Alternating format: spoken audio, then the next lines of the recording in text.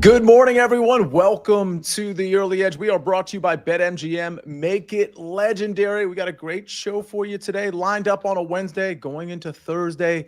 Thursday's going to be a great show. Friday's going to be a great show. Let's see how Tuesday's show was. Let's look at the recap screen.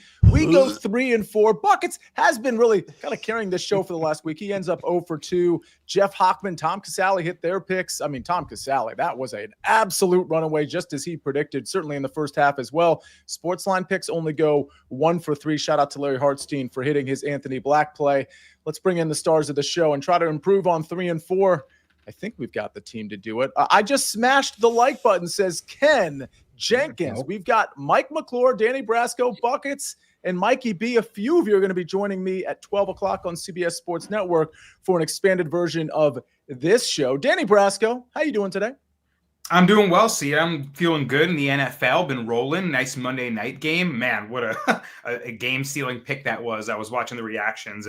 But yeah, man, I'm excited to talk about this UFC fight night. It's the last of the year. There's going to be a 6-week hiatus, so we got to get some early fight picks in. See, I'm hyped up to close the year on a bang. Mike McClure, we don't have football today. I assume maybe we got a college basketball pick coming from you? We got some college basketball coming and possibly a football lean as well. Just maybe a little different kind of football here today. Very interesting. Buckets. Does that mean footy? I don't know. What do we have on tap today?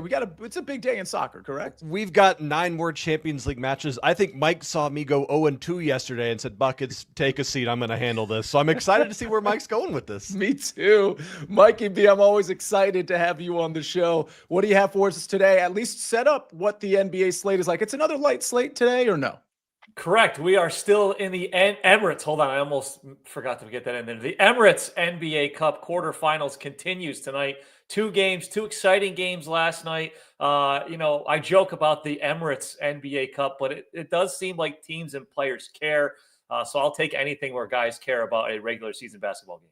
Yeah, you don't necessarily get that a lot early in the season. We do get Big Cheesy and people like Eric David and Katie Taylor in the chat. And I might have just said Aaron Taylor. They're giving out picks every day in this chat. And I know Big Cheesy gave out some college basketball yesterday. I think he gave out he gave out some NBA props. He gave out a money line play in college basketball. I believe they all hit. So shout out to Big Cheesy and everybody in this chat. Please hit the like button. Maybe not for us this time. Hit it for Big Cheesy and all of you that are so sharp, not just in this chat, but also in the SportsLine Discord. Just great stuff as always by all of you. Buckets.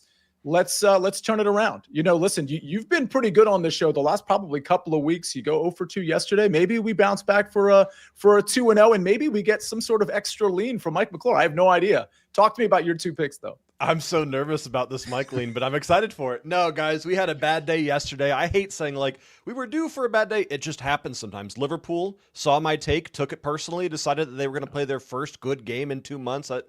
Just on the wrong end, so let's bounce back. Let's keep things, moving forward and have some fun today. We're going to start with this 12:45 p.m. matchup as Karabag, the Azerbaijani side, are hosting Ajax Amsterdam. And I cannot emphasize this enough because I've been screaming this from the rooftop for years. When Karabag plays at home, you back them against anyone. This Karabag side scored 2 against Copenhagen at home and scored 2 against Chelsea at home. Now they're playing an Ajax side that is the worst team in the entirety of Champions League. Ajax have played 5 matches. They have 5 losses, and they've been outscored 1-16. Now they have to travel to Azerbaijan and play against a rowdy Karabag side.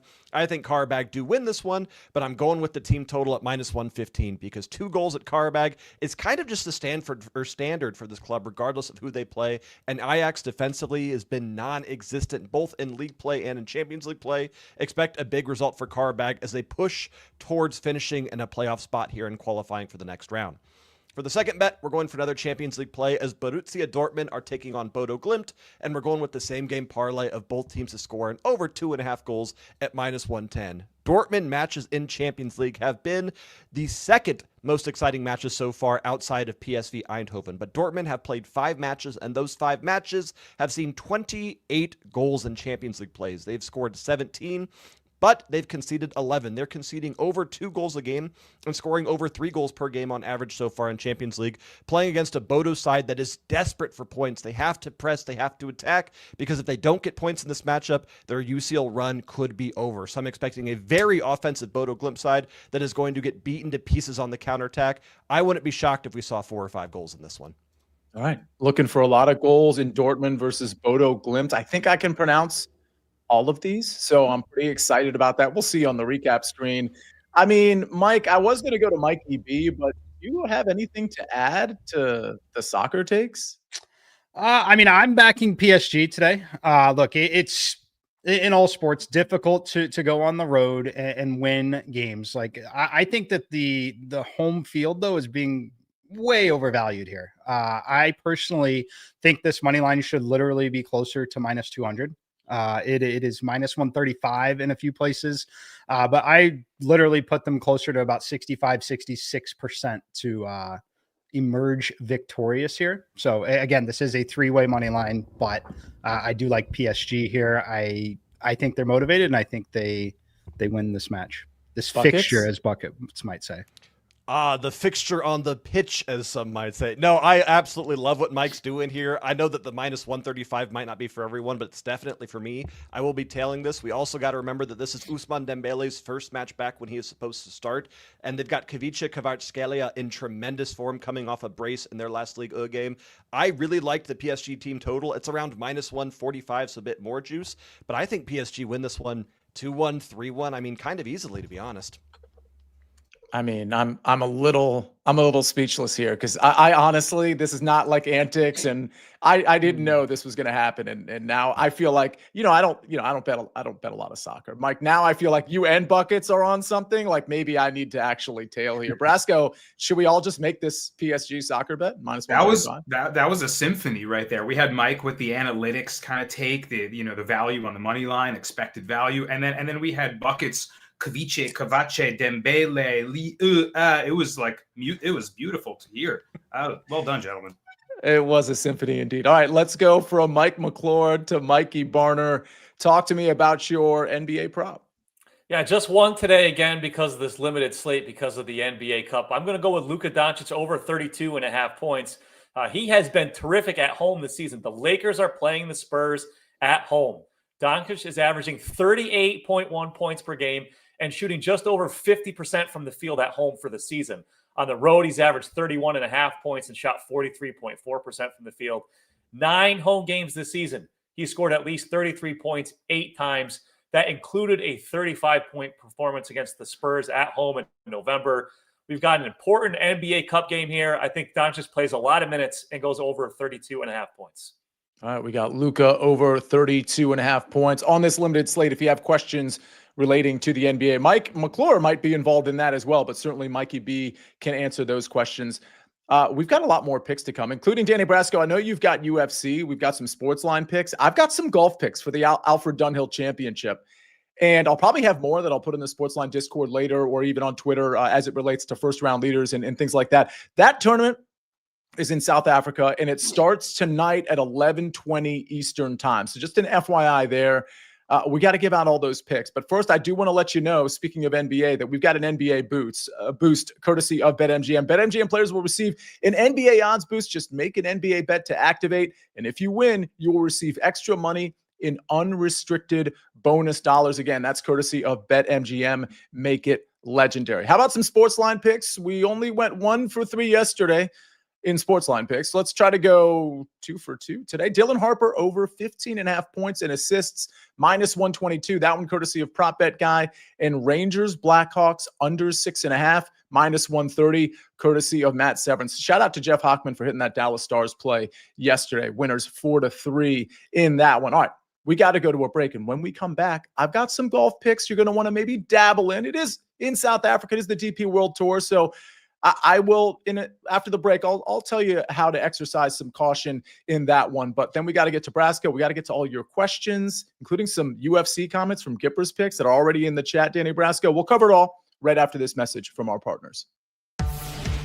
When you need your sports news all the time, We've got breaking news to bring to you. CBS Sports HQ gives you a snapshot of all the sports that matter to you. When you need your sports in a snap, find it on CBS Sports HQ, streaming free anywhere you are.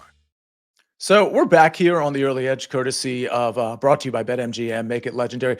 This is meant to be funny, but I actually, for some reason, think this is a good idea. It's aimed at you, Mikey B. Eric David says, "Don't you think soccer would be better if a goal from outside the penalty area counted as 2 or 3 goals?" I think that's a great idea. Maybe I we can actually go even think it's a farther great out. idea. If you hit it from midfield, can we get 4? I mean, not? what do we have to do here? Can we Rock put and some jock, stars old on school. there on the field? Maybe there's like bonus areas, like a circle and different wings. Yeah. Buckets, there are complaints, just under the radar complaints. I've never heard them, but I'm hearing from others that some people think, soccer is a little, on the, I just kind of watching. I don't see a lot of goal scoring, isn't this a decent idea? I know it's a joke, but it doesn't sound funny to me. I think we need to find a way to make soccer scores closer to NFL score lines. I think betting under and over 2.5 is just not fun for anyone. I want to see lines like 21.5, 22.5. So, Eric, I think this is a start, but we got to find a way to get more goals on there. All right. Hail Mary in football should be worth 12, says Steve Folkerts. If we're going to do that, we're going to, we're going to start having to start calling OPI on that because it's just a mess down there on Hail Marys. Brasco, go ahead. I mean, I hate to sound old school, but I hate how the NBA has become what I call arcade basketball. I mean, I think out of all the jokes, they're closer to implementing a 4-point shot than any of this would happen. I miss defense, man. Steve Folkert says, Yankee way of thinking, it's the most popular sport in the world. I mean, there are reasons for that we could get into that are, I'm not even going to go there, but there's reasons soccer is the most popular sport in the world that why football wouldn't be. But Mike, go ahead. Yeah, the only thing I personally would change about soccer is never, ever, ever should it be possible for a fixture to end in a draw. We need a winner no matter what at all times. I don't care if we play for 12 hours. We need a winner. You need a winner of some kind. Buckets, you get the last word on this soccer chat here. I am very American myself, so I like the no draw. Shout out by Mike. My number one thing I would change is I would get rid of VAR in its entirety. I never want to see a replay take away a goal ever again. I hate that you can't celebrate a goal without waiting for 60 seconds, holding your breath, waiting for the refs to find something to take away from it. Mike? One more thing, because I know, Sia, you love the poker world, little Texas Hold'em. You have blinds that increase after the end of standard time. Every 5 minutes, you lose a player on each side. And it's just, we could get to the point where we're essentially one-on-one. The match is over, but someone wins. That's something I'd like to see. Put him on the committee. That's spicy. A great idea, because now you've got open field. You've got the talented players able to maybe utilize their skill set even a little bit more. Imagine the best striker against the best striker, one-on-one. It'd last for a minute, but it would be fun. Did any of you watch MLS when they had the old penalty kick rules where you didn't shoot it from the spot? You had a one-on-one with the keeper, like in hockey, where you got to dribble up and do something with it. That was very exciting, but I think it ended in injuries, which is why they changed it. But that was kind of another weird. Soccer's evolved and changed so much over the years. Mikey B, before I get to my golf picks, Big Cheesy has a pick. It's not really a question. It's just his pick, and I'd like to get your reaction. DeAndre Ayton, over 23.5 points and rebounds, minus 115. Correct me if I'm wrong, Mikey B, but the DeAndre Ayton signing this offseason by the Lakers, I think, is proving to be a lot more valuable than people thought. Yeah, people like to poo-poo DeAndre Ayton just because of how it ended with his time with the Trailblazers and all that kind of stuff. He's been very good. Victor Wembanyama still out, so are the Spurs.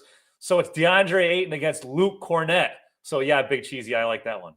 All right, Big Cheesy, sharp as ever. Let's see. We have a lot of questions in the chat. We're gonna get to this, but let me get my Mike. We still got to get to your college basketball pick as well. Let me get to my golf picks. The watch out I want to advise people, because I'm about to give a round one. It's not even a matchup. It's a 3-ball, which I wish I could have isolated a matchup.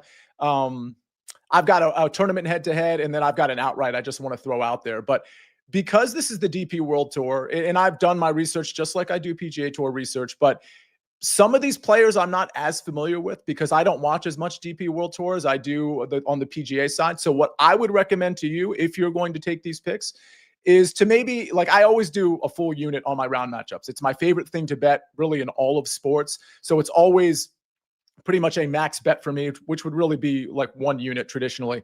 I would say maybe 0.5 units, maybe 0.75 units, something like that on these, because I like where I'm at on these picks, but I have to concede that these are players I don't watch week to week like I do on the PGA Tour. With all that said, we're talking about the Alfred Dunhill Championship, which starts at 11:20 Eastern time tonight. I'll have some first round leaders later for you. Let's go with a round 1 3-ball.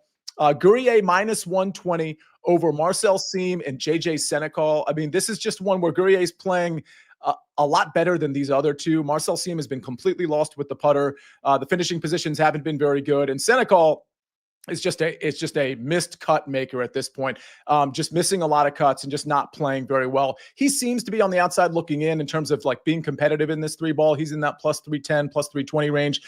This one, I don't know how many places have this 3-ball. I know DK has it. Give me Guerrier minus 110 and a round 1 3-ball. It starts just after midnight tonight. I think at 12:40 actually. Next play is going to be a tournament matchup. Dan Bradbury, who's playing really well as of late, minus 125 over Olesen. Now this isn't Thorbjorn Olesen. This is Skav Olesen. I think it's Jakob Skav Olesen. Olesen has some upside, but Bradbury's been playing really well, especially as of late. I like how, I mean, he's not necessarily a steady golfer, but he's looked pretty steady with a ton of upside. I actually think he's got an outside shot to win this tournament or at least compete on Sunday. Give me Bradbury minus 125 or Olsen. And if you followed me on Twitter yesterday, or if you're in the SportsLine Discord, you know I put out Richard Sterney at 55-1 to win this tournament. He's 55-1 for a reason, but I just love how he grades out for this particular course, for this particular tournament. With that said, I will tell you that it's 55-1 over at DK, and it was either 35 or 45 at the other major books. I say that to say this. You can take Sterney in the without market at 45-1. Now, the math usually on the without market isn't very good, but given that you're getting the without market at 45-1 over at DK, and that number is still longer than his outright odds in the with market at other major books, I kind of like that. So what we're doing in the without market is we're taking out Bezuidenhout, we're taking out Shaper, we're taking out Burmester, and I think Ayora. So again, without market 45-1. If you want to take the 55-1 like I recommended yesterday, feel free to do it.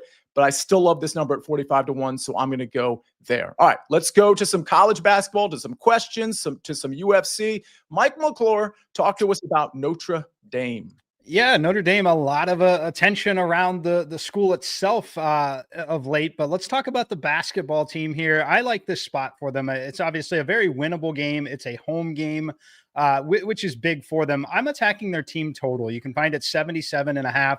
I've got this number up to 82. I believe the SportsLine model has it all the way up to 85. I can't quite get that high, but still at 82, a pretty clear edge isolating the side of Notre Dame. It's again a game that they should win. I see in the chat minus 11 a good pick. I definitely lean that direction. I think I made it 14. When I look at this matchup, though, they should have their way. The thing that stands out to me is not only the talent gap, obviously, between these two teams.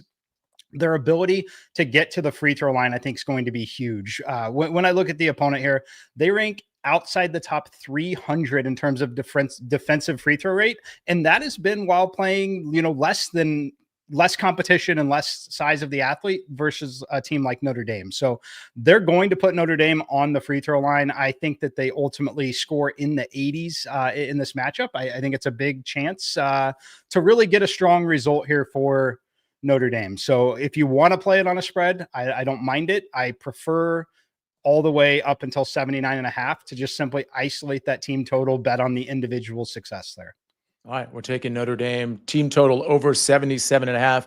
Buckets, your biggest fan is in the chat. He wants to know if you gave out your soccer picks already. I don't know if you noticed. It's Thorb. Thorb, we have given out those picks. You can just kind of go back in the show and check them out. They're not time sensitive like yesterday's, right, Buckets? Correct. First one starts at 12:45, so you got 2 hours to put this one in. Okay. Let's see. Mitchell, 3+ assists at minus 103, asks Jason Pogwist. Thoughts, Mikey B?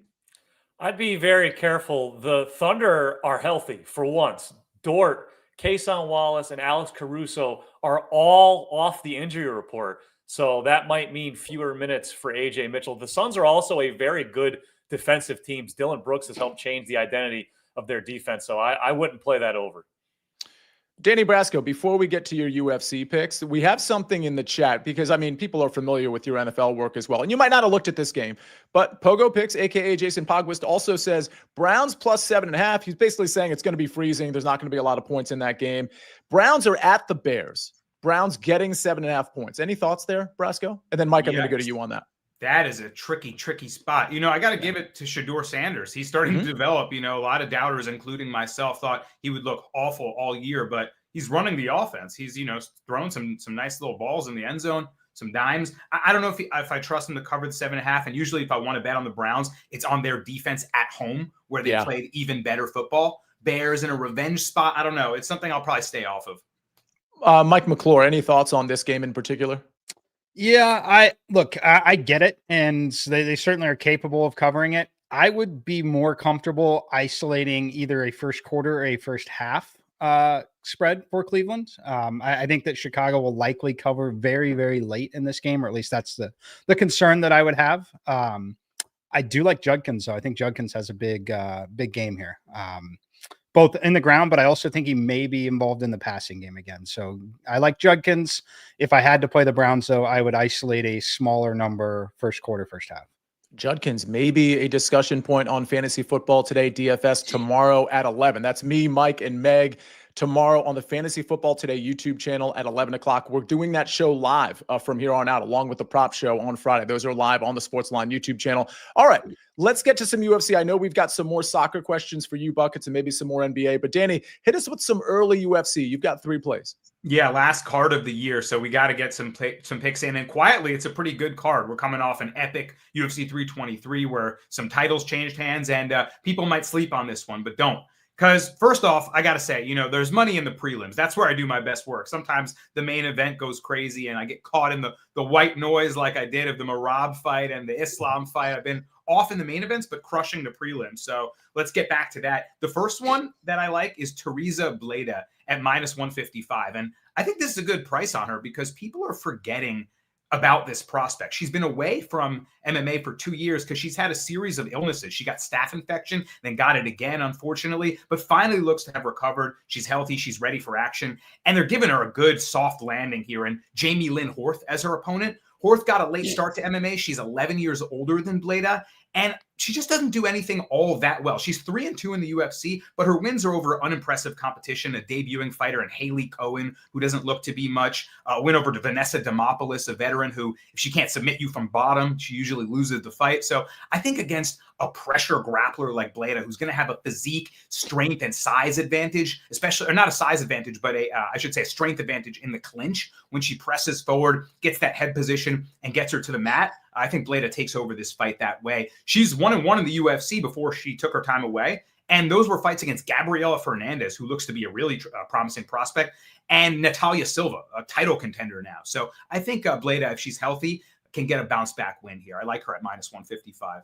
The next fight is another female fight, a girl that cashed in for us last time in a major way. I'm going with Melissa Scare Croden. Last time we got her as an underdog as well. She ended up closing the favorite and got an awesome round 3 finish. We had the finish prop as well that I gave in the SportsLine Discord for big plus money. So I'm backing her again. I mean, let's go right back to the well. She's taken on a grappling-focused opponent in Luana Santos, who's going to be slicker on the ground. She might take her down. She might really test that grappling defense. But Croden is one of these tough, hard-nosed Canadian fighters that's got size and physique. Again, I like the female fighters with the physique advantage because a lot of these times they go grapple heavy. They end up in the clinch. They have to tangle up. And Croden, even if she has her grappling defense tested, I think that strength will help her get back to her feet, implement her will, and then start to land some stinging shots. She's got good shots to the body as well that she can mix in, low kicks, body kicks. And eventually, if she can stay on the feet, those will mount up against Santos, who will be outmatched there if she can't keep this fight on the ground. So I do like Croden as an underdog, and I expect this fight to close closer to pick'em odds when fight night rolls around. And finally, guys, one of the best fights on the card, low key. You got to watch this one. Morgan Charrier taking on Melquizael Costa. Give me Melky Costa here. Pretty good price tag. Pick'em odds. And I think we're getting that because of Charrier's power. He's very dangerous with his stinging right hand. He throws heavy kicks to the body.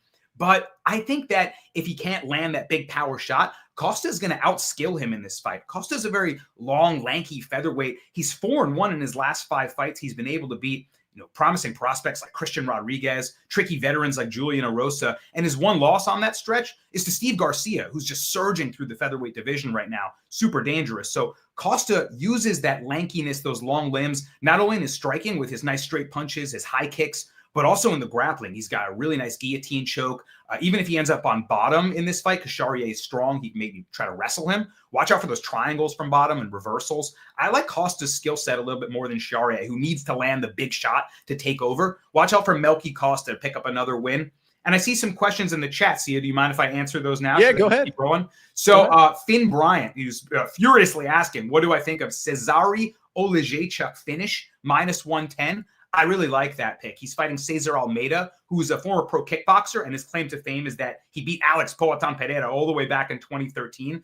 Almeida has decent grappling defense, but MMA skill for skill, Cezary, the brother of Mikhail Olejniczuk, just has way more on him here. He's got a nice southpaw striking stance, a skill set, I should say, and he's got the ability to mix in his grappling. So I think he finds the knockout win here. I like that pick. And earlier, Gippers mentioned Jillian Robertson versus Amanda Lemos, a fight over 2.5 rounds at -120. I love that. That -120 is an excellent price tag. You have Robertson's grappling skills versus Lemos' striking skills, and it's going to be that clash of styles. Robertson's going to look to mix in her striking so she can set up the grappling, but Lemos has fought fighter after fighter at this elite level that's been trying to take her down. So I think ultimately those styles clash against each other, and we get this fight to go the whole way. I like those picks from the chat a lot.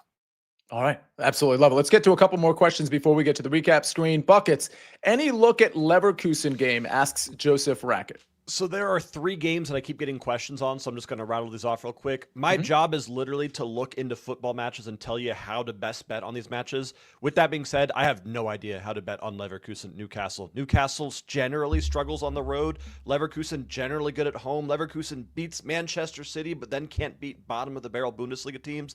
This is one of those matches that if it ended 0-0, I wouldn't be shocked. If it ended 3-4, again, wouldn't be shocked. So I'm staying off of it. Frankly, I'd rather say that than give you, some kind of force bet I don't believe in. I'm also getting questions on the Club Brugge versus Arsenal matchup. My advice for this is wait until lineups. Arsenal probably is going to rotate here because they're so far ahead. This isn't a must-win match. They're the better side. If they try, they win this 3-0, but I don't know exactly what to expect from Arsenal yet. And then a lot of people asking about Real Madrid versus Manchester City. That's kind of the spotlight match of the day, or whatever word you want to use there. This is 2 massive clubs going head-to-head. In theory, it should be a very incredible, high-scoring, good matchup. Real Madrid might not have Kylian Mbappe available. As of last night, he was not starting, but that could change. So again, maybe wait until the lineups come out, because if he starts, that money line is going to shift a lot. My best bet right now for that match would be anything to do with Haaland or Man City over 1.5 team total. I do think we get goals. I just don't know how many we're going to get from Real Madrid without Mbappe. All right, last question here. Mike McClure, any thoughts? We've gotten a couple questions on Wisconsin, Nebraska. Steve Folkert's asking if Nebraska -2.5, and then we've got Taj 357 asking over 156.5. Did you look at that game at all? Yeah, my computer runs every game, so let me pull this up. It would be a pretty comfortable Nebraska lean, and I do have a lean to the over at 156.5. I've got the game closer to 160. If you said I need you to play it, I would probably back Nebraska at home here. Is it up to 2.5 already? Wow. It's been 1 and 1.5 a lot of the time. So yeah, it is 2.5 now. Continue to go on the Nebraska side, though. I've got the game about 5. Go ahead, Brasco. Mike, any strong model sim under leans today? I need one so bad. I have not confirmed on the unders yet today, unfortunately. But Notre Dame's team total over, the one I like the most. I don't have an odds feed comparing to where my totals are right now, so it's more of a manual check against the market. So I haven't done that yet, unfortunately. I will tell you more basketball, college football on CBS Sports Network today at 12 o'clock. Mikey B, you're going to be on that show. Buckets, you're going to be on the show with Martin Green. Mike McClure, you're going to be on the show talking really a lot of college football with Tom Casale and Emery Hunt. That's going to be a great show. It's later always put on this SportsLine YouTube channel. So make sure you're subscribed to the YouTube channel. But catch us live 12 o'clock on CBS Sports Network. All right. we got to get out of here on a Wednesday. We'll bring you a longer show tomorrow for Thursday night football as we get into all kinds of different picks, but certainly leaning into that Falcons Buccaneers game tomorrow night for Thursday night. Okay, here are a few picks. One is a tournament bet, one is a round 1 3-ball, and one is just kind of a random outright. I'll probably have a couple more outrights to add to my card. I've got the head-to-head tournament play on Bradbury over Olesen. I've got the round 1 3-ball Guerrier -110 over Seam and Senecal. And then I've got Richard Sterney in the without market at 45 to 1. I previously recommended that at 55 to 1 in the with market. I'm going to end up playing both, just so everybody knows, but not playing it heavy at all. College basketball, Notre Dame team total over 77.5 -110. That one from Mike McClure. Stick with basketball, but we go to the pros. Luka Doncic over 32.5 points -114. That one courtesy of Mikey B. Then we go to UFC, some early picks. Blada moneyline -155, Croden moneyline +110, and Costa moneyline -108. Then we go to soccer, Karabag versus Ajax Amsterdam. Karabag over 1.5 team total -115, and Dortmund versus Bodo Glimt. Both teams to score plus over 2.5 goals -110. How about some SportsLine picks? Dylan Harper over 15.5 points and assists -122, courtesy of Prop Bet Guy. Rangers Blackhawks under 6.5 goals -130. That one courtesy of Matt Severance. Larry Hartstein in the chat. He says, nice pronunciation, Sia. I couldn't get pronunciation, but I did get everything else. How ironic. We got even more picks. Better Days Ahead has some NHL picks in the chat. You love to see that. But Larry says it all. Good luck, everyone. And he also says, sorry I'm late. Larry, be better next time. You got to get here earlier. Thank you, Buckets. Thank you, Mikey B. Thank you, Mike McClure. And of course, thank you, Danny Brasco and Ben on the 1s and 2s and 6s and 7s. Ladies and gentlemen, have a great Wednesday. Maybe we'll see you later on CBS Sports Network. Either way, we'll see you here tomorrow on the Early Edge. We rest our case.